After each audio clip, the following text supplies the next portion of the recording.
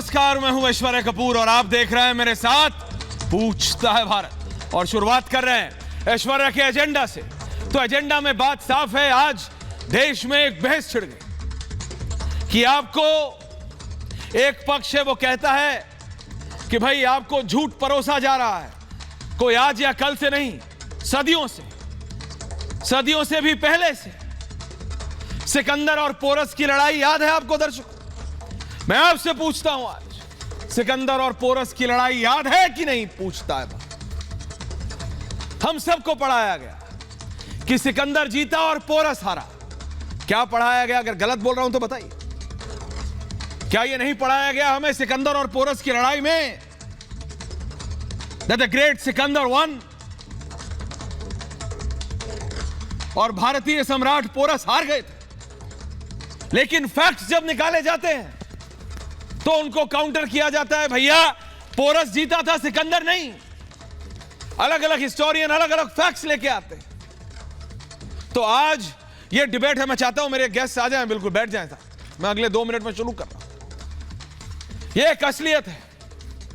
तो एक पक्ष वो जो ये कहता है कि भाई झूठ परोसा जा रहा है एक के बाद एक, और दूसरा ये कि आज दूसरा पक्ष ये कहता है कि भाई आज ताजमहल का नाम आप कुछ और रखना चाहते हैं, कुतुब मीनार का नाम आप मतलब ताजमहल को कुछ और रखना चाहते हैं,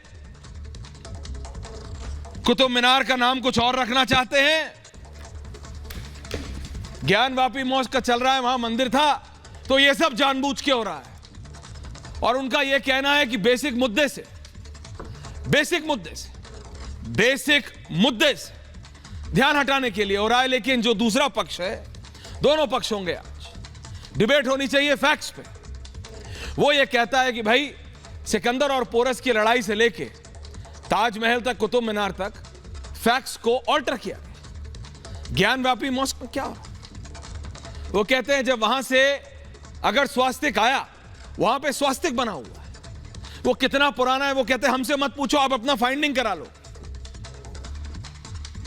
कुतुब मीनार के वहां से वो कहते हैं भाई ब्रह्मा विष्णु महेश की मूर्तियां निकल रही हैं, अपने आप चेक करा लीजिए कितने साल, कितने दशक नहीं, कितनी सदियों पुरानी है। तो दूसरा पक्ष कहता है देखो तुम ये सब कर रहे हो भड़काने के लिए, तुम ये सब जानबूझ के कर रहे हो, इसलिए कर रहे हो क्योंकि तुम्हारे पास कोई और बिंदु नहीं। लेकिन फिर काउंटर आता है, वो कहता है अगर मैं गलत हूं तो तुम भागते क्यों? अगर मैं गलत हूं तो तुम जांच से क्यों भागते हो? जो झूठ, वो कहते हैं एक पक्ष की भाई जो झूठ परत दर परत लगाते रहे, ये क्या है? अगर नीचे बहुत मतलब मैं कहना चाहता हूं कि अगर आपके पास एक कोई चीज खराब हो गई है, कोई सब्जी, उसके ऊपर आप कुछ लगाते रहे, वो ये कहता है कि भाई झूठ की इतनी परतें हैं कि अंदर असलियत जो है वो किसी को पता ही नहीं। 10 साल 20 साल 40 साल भाई फैक्ट्स तो भैया कब पता लगेगा? जब सर्च होगी।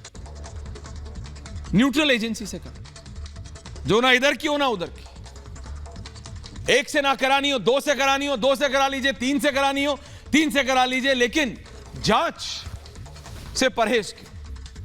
चाहे वो ज्ञानवापी की बात हो, चाहे वो कुतुब मीनार की बात हो, ताजमहल की बात हो, लेकिन उसमें फिर एक काउंटर आता है कि भाई आज बीजेपी के जो दिल्ली के प्रदेश अध्यक्ष हैं प्रेम शुक्ला जी जुड़ रहे हैं बीजेपी। तस्लीम रहमानी जी बोलेंगे भाई उन्होंने तो सड़कों के नाम पे भी पूरी लिस्ट दे दी है, उन्होंने तो सड़कों के नाम की भी पूरी लिस्ट दे दी है कि भाई बदलो। तो it's not only about Gyanvapi, सिर्फ ज्ञानवापी की बात नहीं है, सिर्फ ताजमहल की बात नहीं है। वहां पे महबूबा मुफ्ती समझ रही है भाई सेंटिमेंट से खेला जा रहा है क्या? तो कहती है ताजमहल को मंदिर बनाकर दिखाएं, लाल किला को मंदिर बनाकर दिखाएं। वो कहते हैं ताजमहल का नाम तो बदल के दिखाओ, हिम्मत है। मैं कहता हूं भाई अगर 1 सेकंड के लिए कोई गलत कर रहा है तो आप उसको डाउस करेंगे कि उसको भड़काएंगे? आप डाउस करेंगे कि भड़काएंगे? मैं आपसे पूछता, अगर 1 मिनट के लिए मैं आज मान लूं मुझे वो रहमान साहब, तस्लीम रहमानी जी, साजिद रशीदी माफ कीजिएगा, और हाजिक खान साहब, 1 मिनट के लिए अगर मैं आपकी बात मान लूं कि ये सब जो हो रहा है वो गलत है, तो भी नेताओं का काम दोनों तरफ का, जैसे कल जब शाहीन बाग में हुआ तो उस समय क्या था कि नेताओं का काम गलत के साथ खड़े रहना है कि सही के साथ? नेताओं का काम है सबको साथ में लेके शांति से बना के चलना।